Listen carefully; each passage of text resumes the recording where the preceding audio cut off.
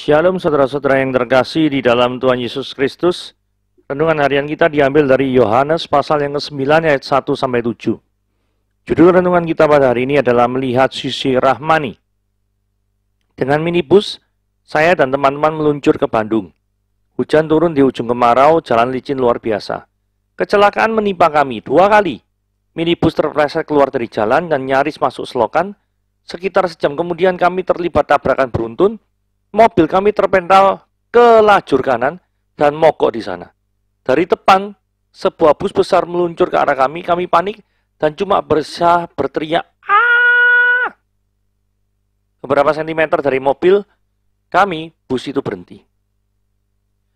Setelah semua hiruk-pikuk selesai, kami melanjutkan perjalanan. Tiba-tiba seorang teman berteriak, "Kita berdosa besar. Sebab itu kita celaka." Serunya berkali-kali sambil menangis. Saya minta sopir itu menepi dan berhenti. "Kita memang berdosa," ujar saya. "Tetapi sebenarnya apa yang tadi kita alami? Tuhan menghukum kita dengan musibah beruntun? Atau Tuhan justru menjaga kita begitu rupa sehingga dalam 2 kecelakaan tadi tak seorang pun cedera?" Mirip para murid Tuhan, kemalangan seringkali dilihat sebagai hukuman atas dosa. Tetapi Tuhan memberikan koreksi. Bukan dia dan bukan juga orang tuanya, tetapi supaya pekerjaan-pekerjaan Allah dinyatakan di dalam dia. Bukan soal dosa, melainkan karena karya Allah harus dinyatakan. Apa itu? Kasih, kepedulian, dan pertolongan Tuhan. Seandainya Anda penumpang di minibus itu, apa yang Anda rasakan dalam hati? Kegentaran karena yakin semua itu hukuman dari Tuhan? Atau syukur tak terkira karena Tuhan menjaga begitu rupa? Entah mengapa kita begitu mudah mengarahkan perhatian kepada dosa, tapi begitu sulit mengenali dan mengakui karya rahmani Allah. Apakah Anda mengalami terang yang sejati dalam kehidupanmu? Ataukah kegelapan senantiasa menjadi bayangan dalam kehidupanmu? Kita baca Yohanes pasal yang ke-9 ayat 1-7 ya. Waktu Yesus sedang lewat, ia melihat seorang yang buta sejak lahirnya. Murid-muridnya bertanya padanya, "Rabi, siapakah yang berbuat dosa? Orang ini sendiri atau orang tuanya, sehingga dia dilahirkan buta?" Jawab Yesus, "Bukan dia dan bukan orang tuanya. Tetapi karena pekerjaan-pekerjaan Allah harus dinyatakan di dalam dia. Kita harus mengerjakan pekerjaan dia yang mengutus aku selama masih siang. Akan datang malam di mana tidak ada seorang pun yang tidak dapat bekerja. Selama aku di dalam dunia, akulah terang dunia." Setelah dia mengatakan semuanya itu, dia meludah ke tanah, mengaduk ludahnya itu dengan tanah, lalu mengoleskannya kepada mata orang buta tadi, dan berkata kepadanya, "Pergilah, basuhlah dirimu dalam kolam Siloam." Siloam artinya yang diutus. Maka pergilah orang itu membasuh dirinya, lalu kembali dengan matanya yang sudah melek. Saudara, ayat 1-2 ini menarik ya. Ketika ada melihat seseorang yang mengalami cacat, yaitu buta sejak lahir, murid-muridnya tuh selalu berpikir gini ya, ini siapa yang salah ya? Dia, tapi kok sejak lahir? Atau mungkin orang tuanya? Nah, pertanyaannya itu kalau dipanjangkan seperti itu. Saudara, sudah jadi natur bagi diri manusia ya, bahwa seringkali manusia itu sering cari kesalahan orang lain daripada kesalahan diri sendiri. Saudara, ini ada ilustrasi menarik ya. Seorang pendeta pulang dari luar negeri, dan dia dijemput oleh seorang jemaatnya di airport. Dalam perjalanan, jemaatnya mengeluh karena rumahnya itu barusan dihancurkan oleh badai. Pendeta lalu mengatakan, "Sudah dari dulu aku nasihati kamu, supaya bertobat dari dosa-dosamu. Tetapi kamu tidak mau. Sekarang Tuhan menghukum kamu." Jemaat itu lalu menjawab, "Tapi Pak Pendeta, rumahmu juga hancur kena badai itu." Pendeta menjawab, "Oh iya, memang jalan atau rencana Tuhan melampaui akal kita." Loh, tak konsisten ya saudara-saudara ya. Jadi, kalau misalkan orang lain yang mengalami penderitaan, nyalahkan, "Oh kamu ini berdosa." Tapi kalau diri sendiri yang menderita, tidak mau mengkoreksi dirinya sendiri. Jadi dari sini poin yang penting, siapakah yang berdosa? Ini pertanyaan yang penting. Koreksilah diri kita masing-masing. Jangan cari kambing hitam orang lain apa gini-gitu, jangan. Karena kalau kita mencari kambing hitam orang lain, kita tidak akan pernah berubah dan kita tidak akan pernah jadi berkat. Karena kita tetap menjadi manusia yang senantiasa berkutat di dalam dosa. Nah, ayat 3 dikatakan, jawab Yesus, bukan dia, bukan juga orang tuanya. Tetapi karena pekerjaan-pekerjaan Allah, itu harus dinyatakan di dalam dia. Berarti ada suatu kejadian negatif, semisal cacat fisik, kesehatan yang menurun, dan lain-lain, yang memang diizinkan Tuhan, terjadi dalam diri seorang. Dan hal itu disebabkan bukan karena keberdosaan dari orang tuanya atau dari dirinya sendiri.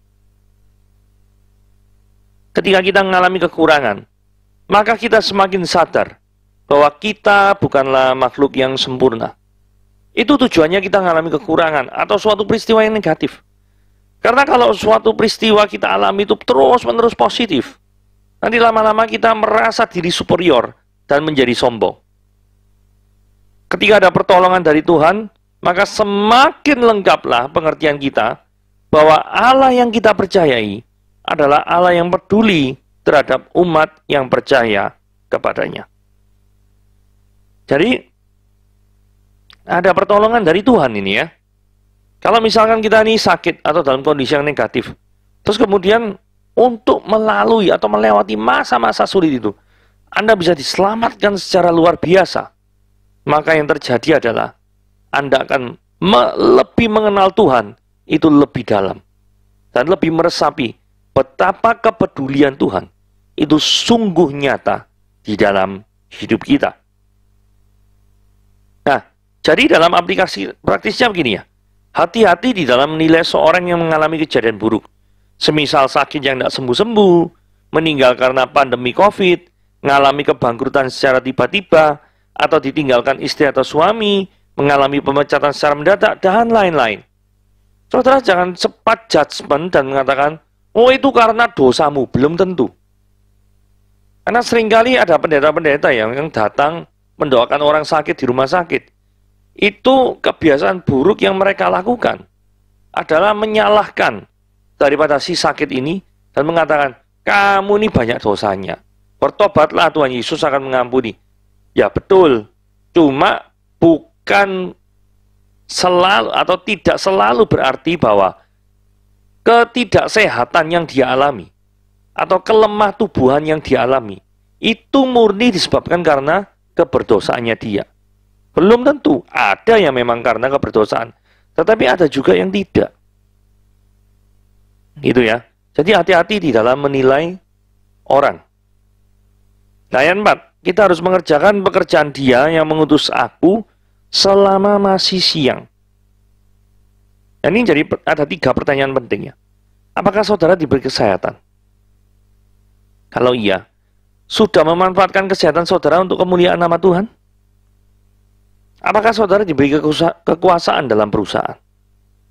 Kalau iya, sejauh mana nilai-nilai kekristenan saudara praktekkan? Dan nilai-nilai kekristenan di dalam keputusan-keputusan kita itu senantiasa kental sekali. Kapan itu terjadi? Yang ketiga, saudara diberi pemikiran yang kreatif yang luar biasa. Sejauh mana talenta itu saudara gunakan untuk kreatif ministry? Menjangkau jiwa-jiwa dengan cara yang kontemporer, yang lebih bisa masuk ke sasaran orang-orang yang belum percaya. Jadi akan ada saat, ya.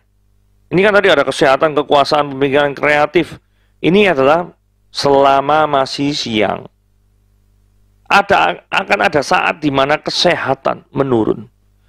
Kekuasaan dilucuti. Dan pemikiran kreatif menjadi tumpul.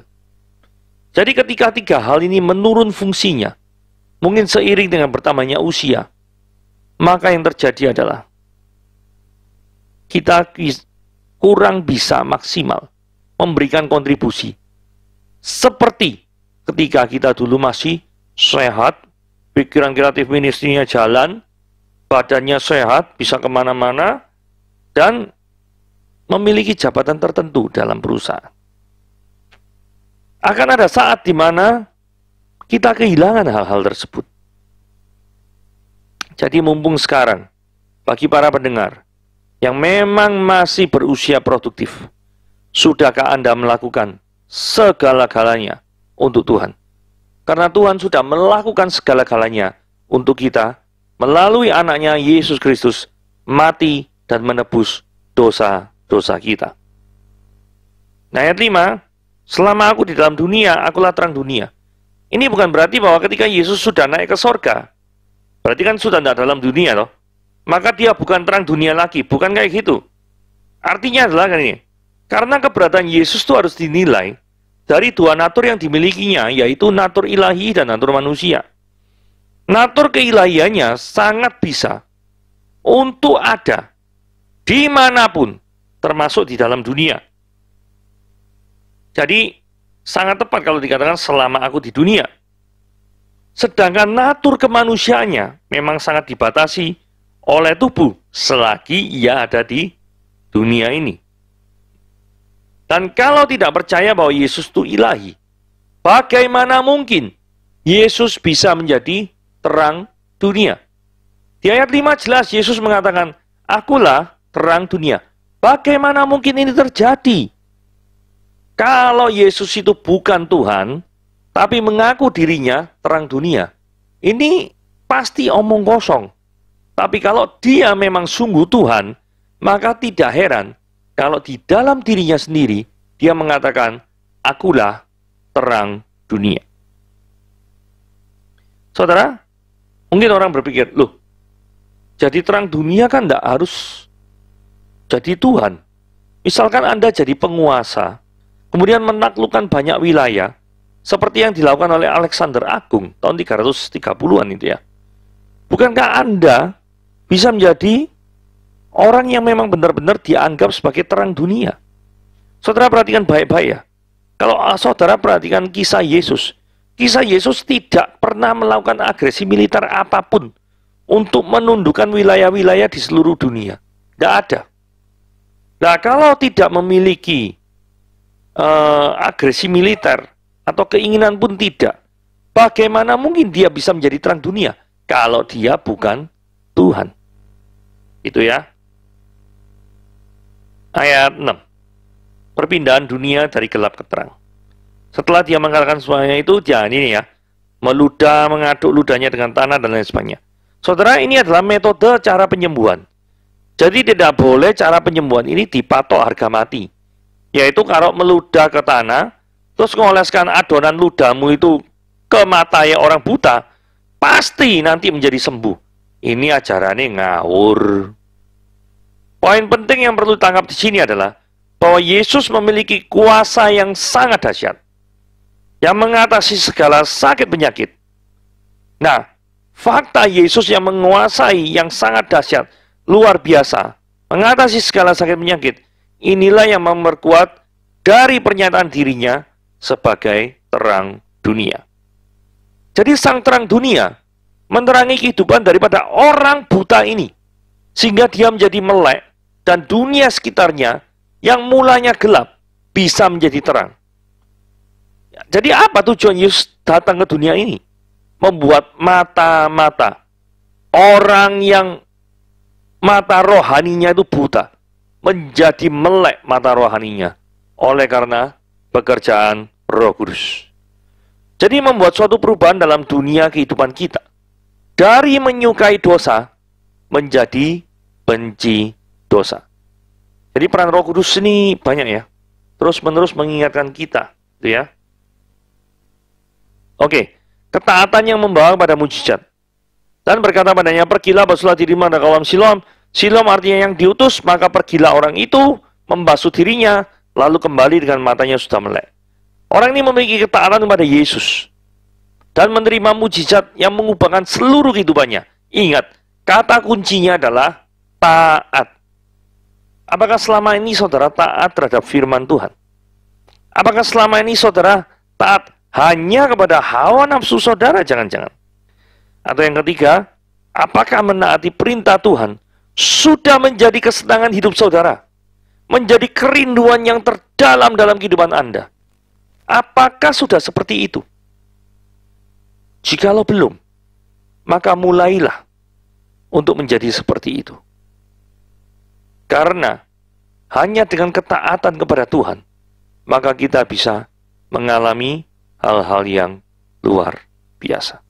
Tuhan Yesus memberkati.